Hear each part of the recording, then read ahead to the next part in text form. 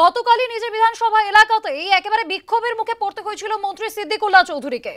এবার সেই কাণ্ডে ধৃত পাঁচজনকে ইতিমধ্যেই গ্রেফতার করা হয়েছে। মন্ত্রীর উপর হামলা, গাড়ি ভাঙচুরের ঘটনায় ধৃত পাঁচ। মন্ত্রী সিদ্দিকুল্লাহ ওপর হামলার ঘটনা আমরা গতকাল দেখেছিলাম। তার গাড়ির ওপর হামলা চালিয়েছিলেন তৃণমূলেরই কর্মী সমর্থকেরা। তৃণমূলের কর্মী সমর্থকেরাই আরেকজন তৃণমূলেরই মন্ত্রী, তাদেরই গাড়ির ওপর হামলা, তাকে গো ব্যাক স্লোগান, কালো পতাকা দেখানো হয়েছিল। সেই সময় একেবারে ধুমধুমার পরিস্থিতি তৈরি হয়েছিল। মন্ত্রী সিদ্দিকুল্লাহ চৌধুরী তিনি অভিযোগ করেছিলেন যে তাকে একেবারে মার্ডার করার পরিকল্পনা এটি।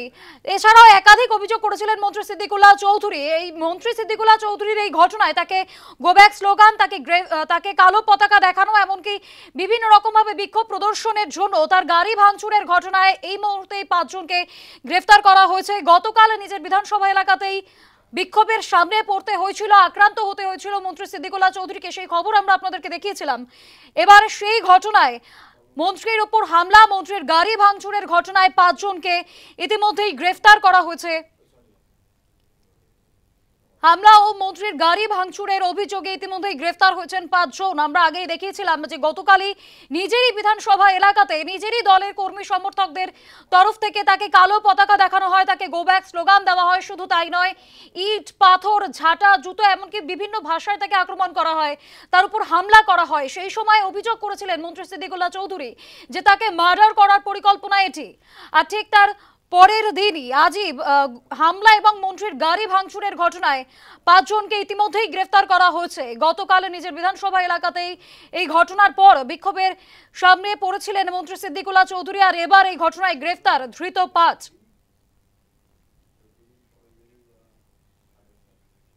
মন্ত্রী সিদ্দিকুল্লাহ চৌধুরীর ওপর হামলার ঘটনায় মন্ত্রীর গাড়ি ভাঙচুরের অভিযোগে ধৃত পাঁচ। সেই মুহূর্তে আমাদের সঙ্গে টেলিফোনে রয়েছেন প্রতিনিধি বিধান চন্দ্র। বিধান, ইতিমধ্যে পাঁচজনকে গ্রেফতার করা হয়েছে, আর কি আপডেট রয়েছে এই খবরে? দেখো বৃষ্টি, এই ঘটনায় পুলিশ তড়িঘড়ি ব্যবস্থা নেয় এবং ওই এলাকা থেকেই পাঁচজনকে গ্রেফতার করেছে এবং পাঁচজনকে কালনা আদালতে ইতিমধ্যেই তোলা হয়েছে। এবং তারা সবাই, যারা গ্রেফতার হয়েছে তারা তৃণমূলের সাথে যোগ রয়েছে তাদের সকলেরই। এবং যেটা গতকালও যেটা আমরা দেখেছিলাম, যখন সিদ্দিকুল্লাহ চৌধুরী মন্ত্রী তিনি তার বিধানসভা এলাকায় গিয়েছিলেন, সেখানে যখন তাকে ঘিরে বিক্ষোভ দেখানো হয়, তার গাড়ি ভাঙচুর হয়, তার আঘাতও লাগে। এই ঘটনার পরই একটা শোরগোল পড়ে যায় এবং সরাসরি একটা অভিযোগ ওঠে তৃণমূলের গোষ্ঠীকন্দল নিয়ে, এবং তৃণমূলেরই একাংশ এই ঘটনায় জড়িত ছিল বলে অভিযোগ উঠেছিল। তারপরেই পুলিশ ইতিমধ্যেই পাঁচজনকে গ্রেফতার করেছে এবং যেটা মনে করা হচ্ছে যে এই ঘটনায় হয়তো আরো কয়েকজন গ্রেফতার হতে পারে পরবর্তী সময়। তবে সিদ্দিকুল্লাহ চৌধুরী তিনিও বলেছিলেন যে সমস্ত স্তরে তিনি অভিযোগ করেছেন এবং পুলিশ সুপারের কাছেও তিনি জানিয়েছেন।